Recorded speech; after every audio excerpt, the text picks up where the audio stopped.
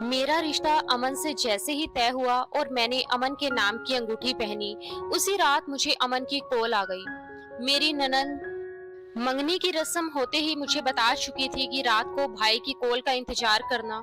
ये सुनकर मेरे दिल की धड़कनें तेज हुई थी। मैंने अपनी ननद को दबे शब्दों में कहा कि हमारे यहाँ शादी से पहले मंगेतर से फोन पर बात करना अच्छा नहीं समझा जाता।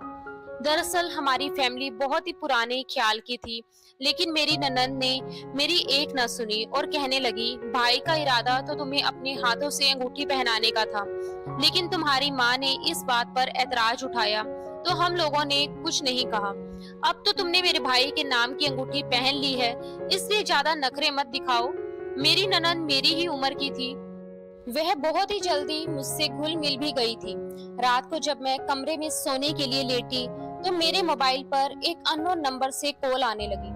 नंबर देखकर मेरे दिल की धड़कनें बढ़ गई थी, क्योंकि मेरी ननद मुझे पहले ही कह चुकी थी कि रात को भाई का फोन आएगा और बात कर लेना। मैंने झिझकते झिझकते फोन उठाया।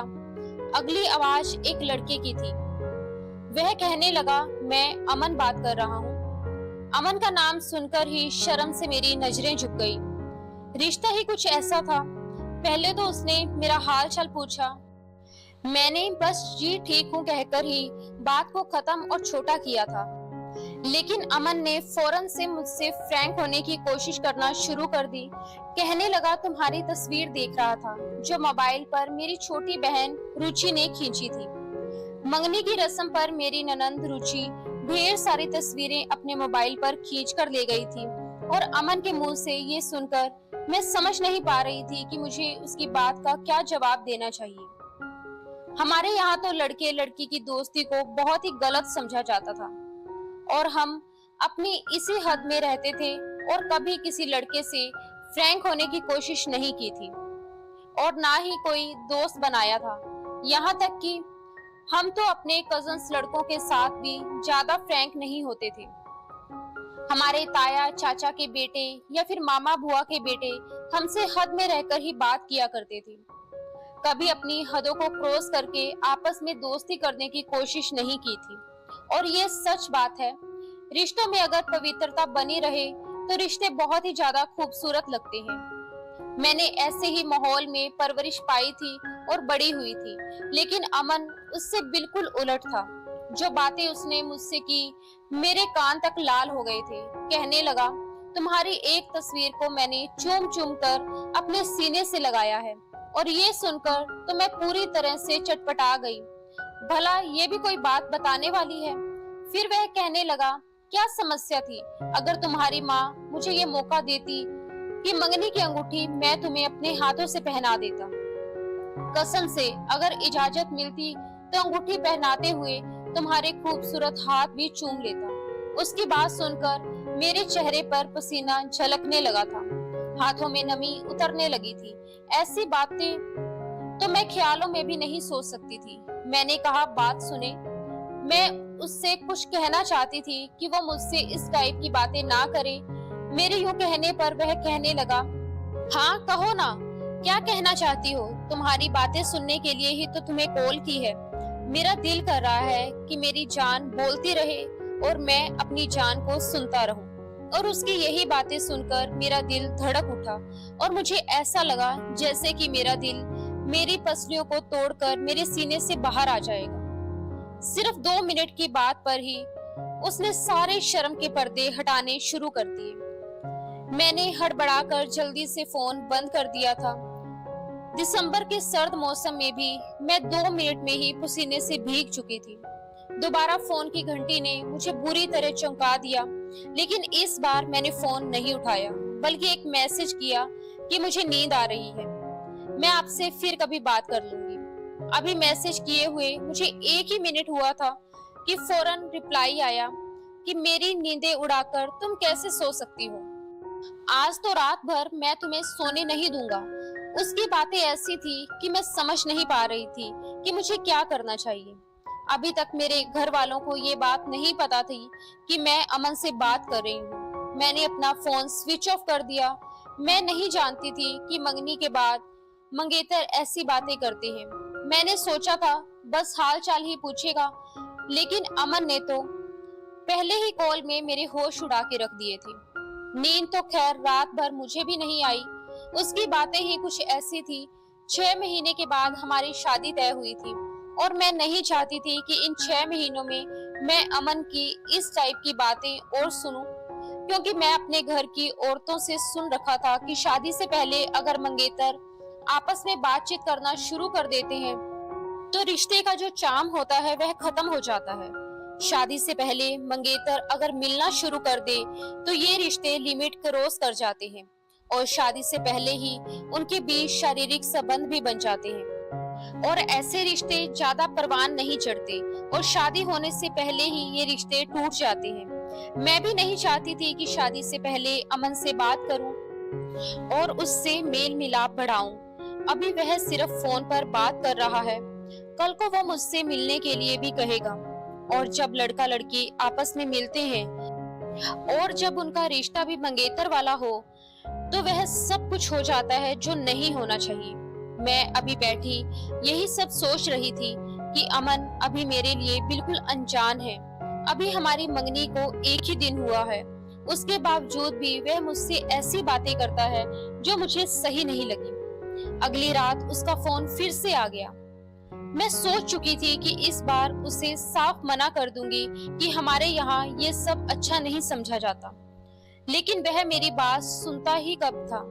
मेरी इस बात को भी उसने यूं नजरअंदाज किया जैसे इस बात की उसके नजदीक कोई अहमियत ही नहीं थी।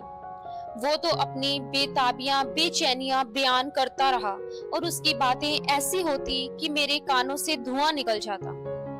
एक बार मैंने अमन से कह दिया कि मुझसे ऐसी बातें मत किया करे, मुझे अच्छा नहीं लगता। वह कहने लगा, तो तुम्हारा क्या ख्याल है? मंगेतर आपसे कैसी बातें करते हैं? क्या आपस में सियासत पर बातें करते हैं या फिर दो का पहाड़ा याद करते हैं? जाने मन मंगेतर फोन पर ऐसी ही बातें करते हैं, नींदें उड़ा देने वाली, चैन चुरा लेने वाली। मैंने कहा, अमन आप मुझसे ऐसे शब्दों में बात मत किया करें, मुझे अच्छा नहीं लगता।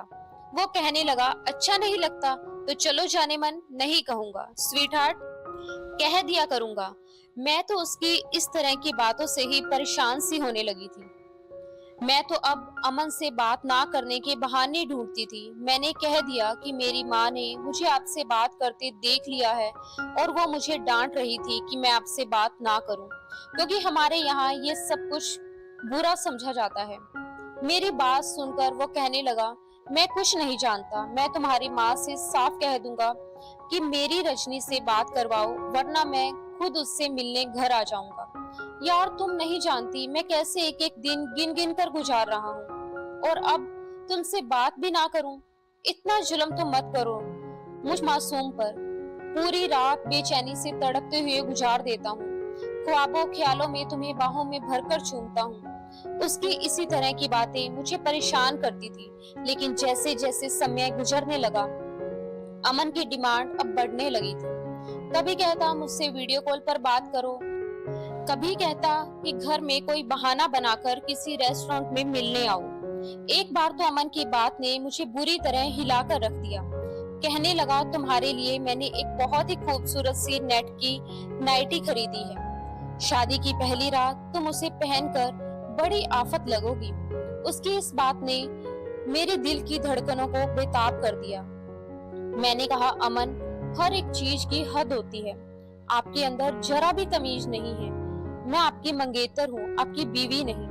आपको मुझसे इस तरह की बात नहीं करनी चाहिए, क्योंकि मंगेतर का रिश्ता कोई इतना गहरा रिश्ता नहीं होता।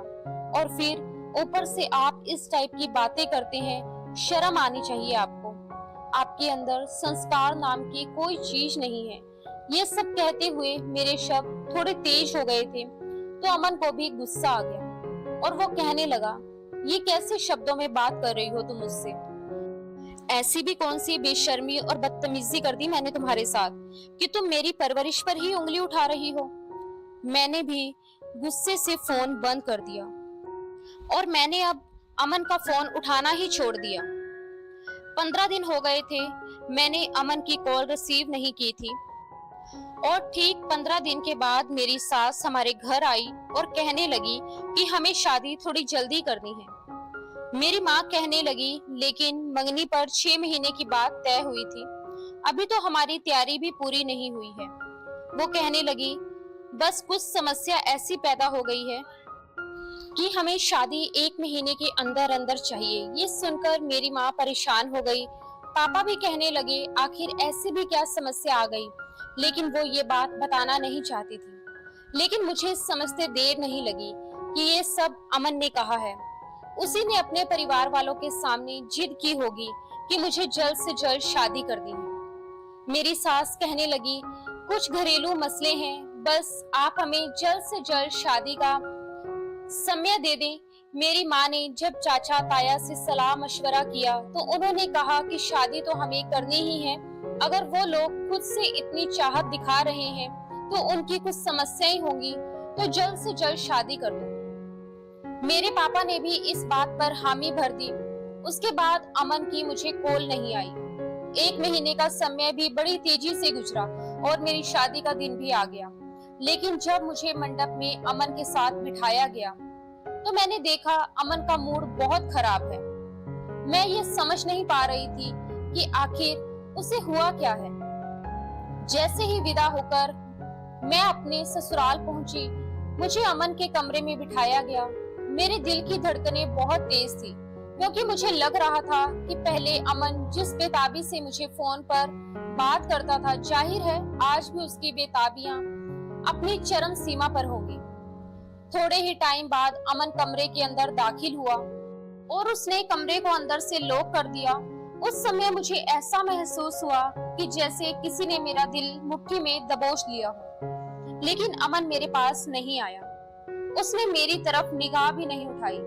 आज की सारी तैयारी मैंने उसी के लिए तो की थी, लेकिन वो सीधा अपने कपड़े निकालकर वॉशरूम में चला गया। तो वह सादों से कपड़ों में था। उसके बाद उसने मुझे देखा भी नहीं। वह कमरे से लगी बालकोनी में चला गया और उसके बाद वह कमरे में नहीं आया।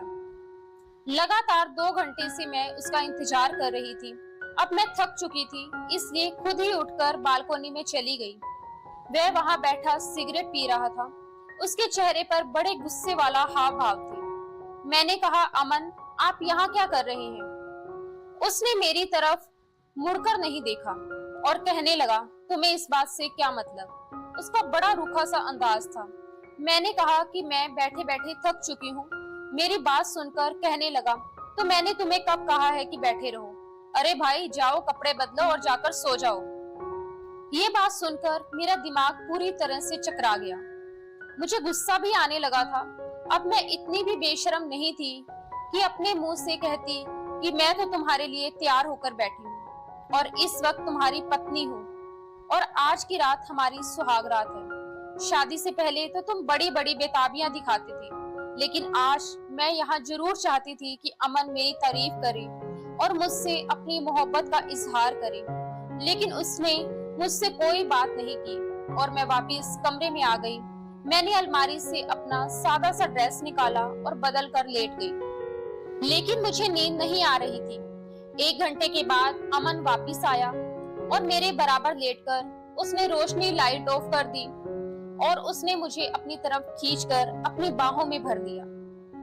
लेकिन वह अब भी मुझसे कोई बात नहीं कर रहा था और उसने थोड़े ही टाइम बाद अपने पति होने का हक मुझसे वसूल कर लिया। सब कुछ हो जाने के बाद भी वह अब भी मुझसे कोई बात नहीं कर रहा था। मैं समझ नहीं पा रही थी आखिर वो ऐसा क्यों कर रहा है। सुबह मैं जल्दी ही उठ गई। नहा धोकर मैंने अच्छी सी साड़ी पहनी और मेकअप करके तैयार भी हो गई। मुझे लगा अब तो वो मेरी तारीफ जरूर करेगा, लेकिन अमन उठते ही नहाने चला गया और तैयार होकर सीधा कमरे से बाहर चला गया। अब तक उसने मुझसे कोई भी बात नहीं की थी। बात करना तो दूर, उसने मेरी तरफ निगाह भी उठाकर नहीं देखा था। मैं जब कमरे से बाहर आई तो मेरी सास और ननन टेबल पर नाश्ता लगा रही थी।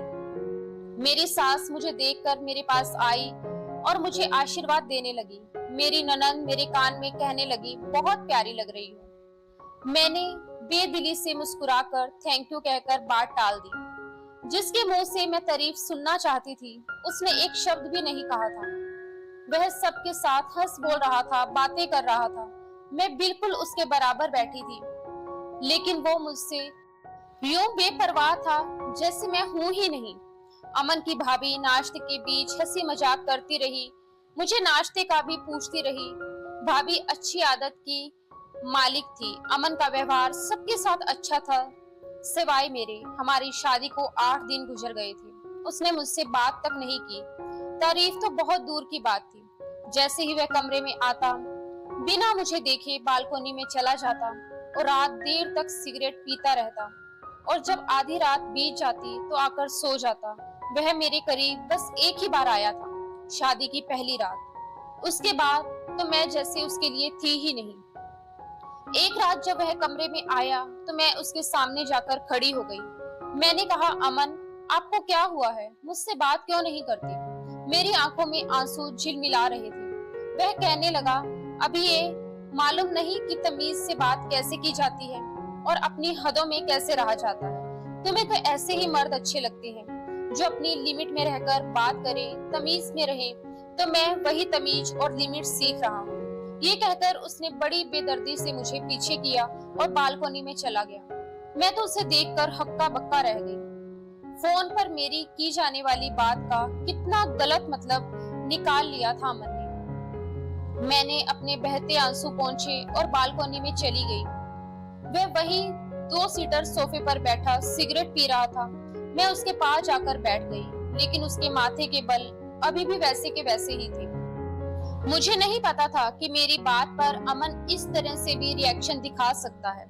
हालांकि मैं गलत नहीं थी, लेकिन फिर भी मैंने माफी में पहल की। मैंने कहा, अमन, आई एम सॉरी, मुझे आपसे यूं बात नहीं करनी चाहिए थी। मैं अब इस बात को लेकर अपनी शादीशुदा जिंदगी खराब नहीं करना चाहती थी। लेकिन अमन को ना तो मेरे बहते आंसू नजर आ रहे थे और ना ही मेरी माफी स्वीकार थी। जब उसने कोई भी जवाब नहीं दिया तो मैंने उसके कंधे पर सर रख दिया, ढीठ बनकर खुद ही उसके करीब हो गई। लेकिन मैं नहीं जानती थी कि मर्द अगर बात अपनी अना पर ले जाए तो औरत की जरा सी बात पर उसे इतनी कड़ी सजा भी दे सकता है। मैं अपनी जगह सही थी, लेकिन फिर भी माफी मांग चुकी थी। मेरे यूं कंधे पर सर रखने पर अमन ने बुरी तरह मुझे पीछे धकेल दिया और कहने लगा, तुम्हें जरा भी तमीज नहीं है? हम बाहर बालकोनी में बैठे हैं और सामने सब कुछ साफ दिखाई दे रहा है, और तुम यूं बेशर्म की तरह मेरे करीब हो रही हो। वैसे तो तुम बहुत ही शर्मो हया की बातें करती हो, तो तुम्हें इस तरह की बातें शोभा नहीं देती। हाँ, अगर ऐसी बातें मैं करता तो बात समझ आती, क्योंकि मैं बेशर्म और असंस्कारी जो ठहरा। मैं अब सिसकियों से रोने लगी। मैंने कहा, बस भी कर दो अमन, बात को खत्म करो। अमन कहने लगा, खत्म ही तो कर दी है, रजनी जाओ और जाकर आराम करो। मैंने कहा, आपने मुझे मुंह दिखाई तक नहीं दी। मैं कैसी लगती हूँ कभी नहीं बताया। मैं आपके लिए सस्ती हूँ, संवरती हूँ, और आप एक नजर देखते तक नहीं हो। वो कहने लगा, मेरी तारीफ 3rd क्लास टाइप की होती है, इसलिए रहने ही दो तो ज्यादा अच्छा है। मंगनी का जो टाइम पीरियड होता है उसका एक अपना ही मजा होता है, और मैं उसे दिल से एंजॉय करना चाहता था। लेकिन मुझे नहीं पता था कि मैं बेगैरत और घटिया टाइप का इंसान हूँ। ये तो तुमने मुझे एहसास दिलाया कि ऐसी बातें घटिया और 3rd क्लास लोग करते हैं। इसलिए तुमसे अब ट्यूशन लेनी पड़ेगी कि सभ्य और संस्कारी लोग कैसे बातें करते हैं। ये कहकर वो उठकर कमरे में चला गया, और मैं हक्का बक्का उसे देखने लगी और ये सोचने लगी कि मेरा दोष क्या है, मैं गलत थी या फिर अमन गलत था। लेकिन जो कुछ भी था, मुझसे अमन की ये बेरुखी बर्दाश्त नहीं हो रही थी। बातों बातों में मुझे मालूम हुआ कि मेरी बड़ी जेठानी शादी से पहले मेरे जेठ के साथ बातें करती थी। दोनों मंगनी में ही कई बार रेस्टोरेंट में खाना खा चुके थे, मुलाकातें भी होती थी। अक्सर मेरे जेठ और जेठानी अपनी इन्हीं बातों को याद करके एक दूसरे को ताने भी दिया करते थे। मेरी जेठानी कहती थी कि पहले तो बड़ा कहते थे कि शादी के बाद यहाँ लेकर जाऊंगा, वहां लेकर जाऊंगा, और अब तो तुम्हें मेरी परवाह ही नहीं है। मेरी जेठानी कहती कि मेरी तो किस्मत ही फूट गई है तुम्हारे साथ शादी करके। मंगनी के बाद तुमने मुझे बहुत सपने दिखाए थे, कैसे मीठी मीठी बातें किया करते थे, और अब मेरे जेठ कहते कि तुम भी तो पहले की तरह नहीं रही हो। वैसे भी मंगनी का नया नया खुमार होता है, इसलिए मैं तुमसे बहुत सारी बातें करता था। मैं समझ गई अमन भी अपने भैया भाभी की यही बातें देखकर काफी इम्प्रेस था, इसलिए ऐसे ही बातें वो मुझसे भी करना चाहता था, जो मेरी नजर में ठीक नहीं थी। लेकिन अब शादी के बाद उनकी बहुत अहमियत थी। हर औरत का हक है कि उसका पति उसकी तारीफ करे, मोहब्बत से बात करे। लेकिन अमन मुझे उस जुर्म की सजा दे रहा था जो मेरे जानने में मैंने किया ही नहीं था। मैं अपनी जगह सही थी। एक बार मैं अपनी जेठानी के साथ बाजार गई। अभी मैं मॉल में शॉपिंग कर ही रही थी कि तभी मेरी नजर अमन पर पड़ी। वो किसी लड़की के साथ हंस हंस कर बातें कर रहा था। काफी एडवांस टाइप की लड़की थी। अमन के हाथ पर हाथ मारकर यूं हंस रही थी जैसे कि आपस में बड़े अच्छे फ्रेंड्स हों। जब मैंने देखा तो मेरा दिल धड़कना भूल गया। जेठानी भी ये देखकर कहने लगी, ये तो होना ही था। मैंने अपनी जेठानी को हैरत से देखा। मैंने कहा, क्या मतलब है भाभी आपका? तो वो कहने लगी कि देखो भाई, मंगनी के बाद तुमने अमन को बिल्कुल भी घास नहीं डाली। वो तुमसे फोन पर बात करना चाहता था, तुमसे मिलना चाहता था, तुम्हारे साथ वक्त गुजारना चाहता था, लेकिन तुमने उसे बेइज्जत करके रख दिया। मंगनी के बाद का जो चार्म होता है, अगर लड़की उसे अपने मंगेतर को एंजॉय ना करवाए तो वह दूसरी लड़कियों में दिलचस्पी रखने लगता है। अब अमन को ही देख लो। मंगनी के बाद वह तुम पर मरता था, लेकिन तुमने उसे बेइज्जत कर दिया। अब देख लो उसका अंजाम क्या हो रहा है। अब वह दूसरी लड़कियों के साथ घूम रहा है। अपनी जेठानी की बात सुनकर मैं परेशान हो गई और ये सोचने लगी कि अब मुझे मंगनी जैसे एक नाजुक से रिश्ते में बेहयाई करनी चाहिए थी क्या। अमन की सारी डिमांड मैं पूरी कर देती। अगर वो मुझे मिलने के लिए होटल बुलाता तो क्या होटल भी चली जाती, और शादी से पहले ही वह सब कुछ कर लेती जो शादी के बाद किया जाता है। क्या तब मेरी जगह अमन के दिल में बढ़ जाती? मैंने तो हमेशा पवित्रता का पाठ पढ़ा था। मैं रोती हुई वहां से घर वापस चली आई। मैंने सोच लिया था कि आज अमन से फाइनल बात करूंगी। जब वो घर आया तो वो बहुत खुश था। मैंने कहा, किसके साथ घूम रहे थे? मेरी बात पर वह कुछ हैरान हुआ और हंसने लगा और बोला, यूनिवर्सिटी की एक लड़की मिल गई थी, बस उसी से थोड़ी देर एंजॉय कर लिया। अब हम जैसे बदतमीज तो ऐसे ही होते हैं। तुम्हारी तरह समझदार नहीं हूँ, वरना अपने क्लास फेलो से बात ही नहीं करता। मैंने कहा, आप ठीक कह रहे हो, मुझे भी ऐसा ही हो जाना चाहिए। मैं भी यूनिवर्सिटी में लड़कों के साथ पढ़ती रही हूँ, लेकिन मेरे माँ बाप की ये गलती थी कि उन्होंने मुझे हमारी सभ्यता, संस्कृति और शर्मो हया का पाठ पढ़ाकर वहां भेजा था।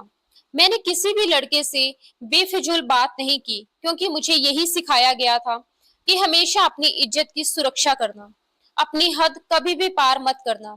लड़की की इज्जत कांच की तरह नाजुक होती है, एक बार टूट जाए तो किरच कीची हो जाती है और उसकी चुभन जिंदगी भर रहती है। लेकिन शायद वह गलत थी और मैं भी गलत थी, जो आज तक अपनी नजरों की हिफाजत करती रही, खुद को छिपा कर रखती रही, इसीलिए कि मैं ये समझती थी कि मेरी हर चीज पर सिर्फ मेरे पति का हक है।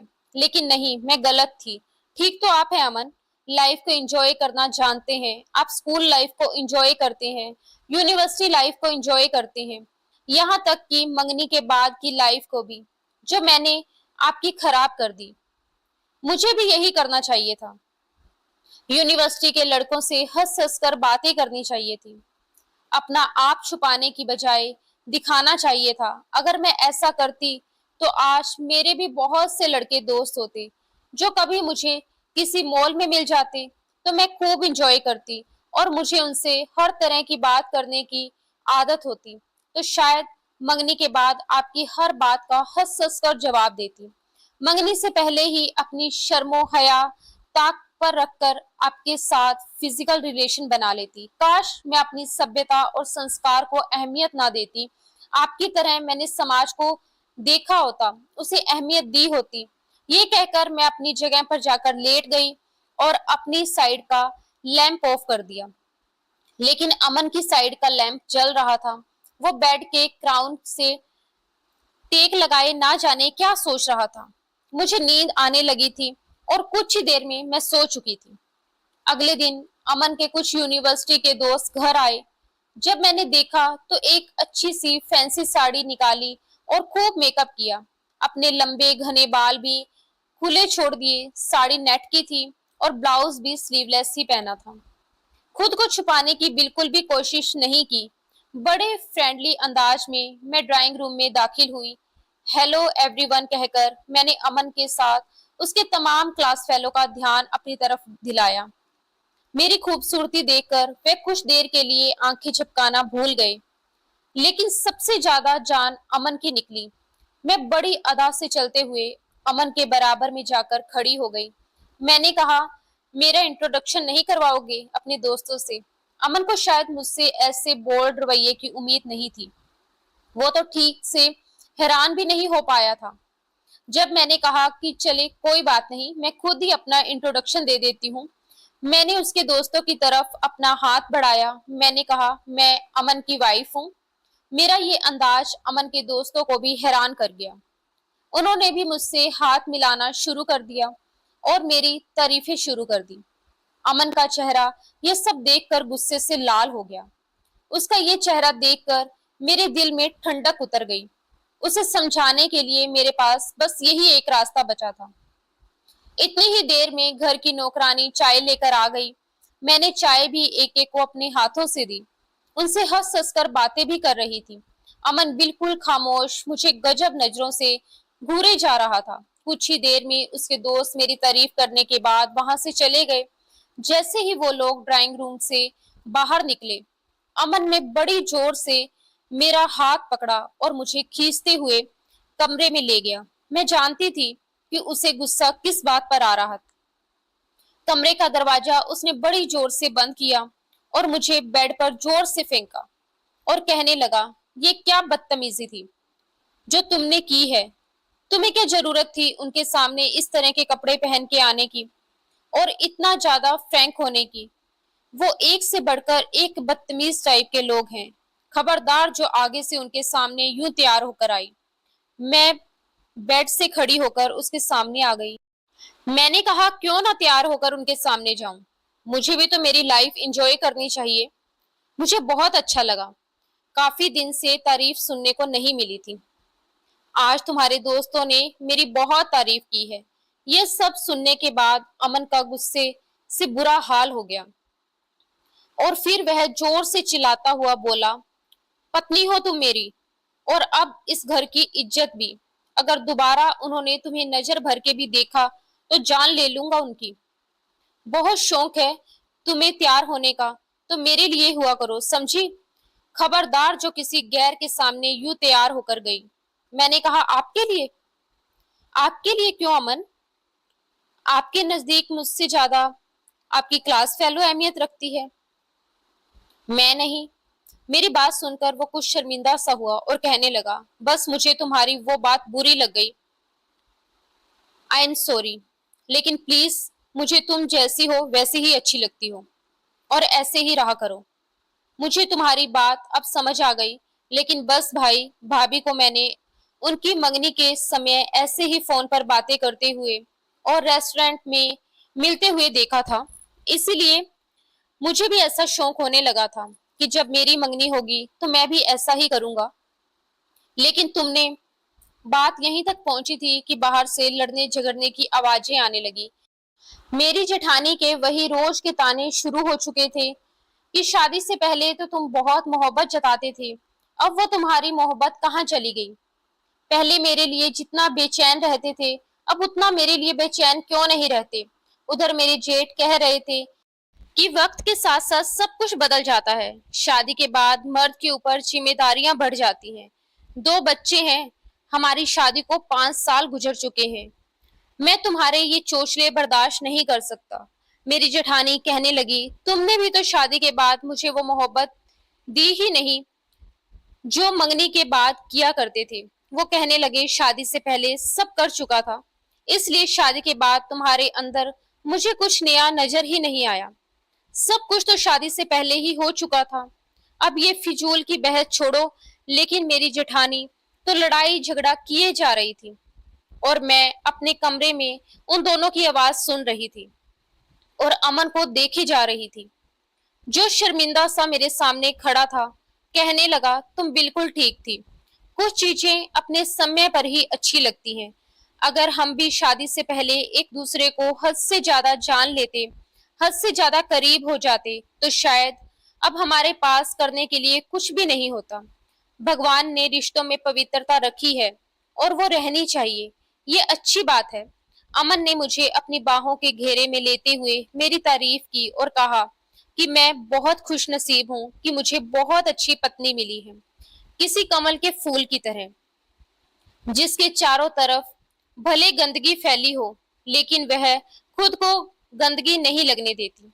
अमन की बाहों में समाते हुए मेरे दिल में एक सुकून सा उतर गया कि सही समय पर मैंने सही फैसला किया और इसके बदले मुझे आज एक सुकून और प्यार भरी जिंदगी मिल रही है। दोस्तों, आज की हमारी ये कहानी आपको कैसी लगी जरूर बताना। पसंद आई हो तो प्लीज लाइक करना। रोज एक नई कहानी सुनने के लिए हमारे चैनल को सब्सक्राइब कर लेना। मिलते हैं दोस्तों अगली किसी नई कहानी के साथ। धन्यवाद दोस्तों। राधे राधे।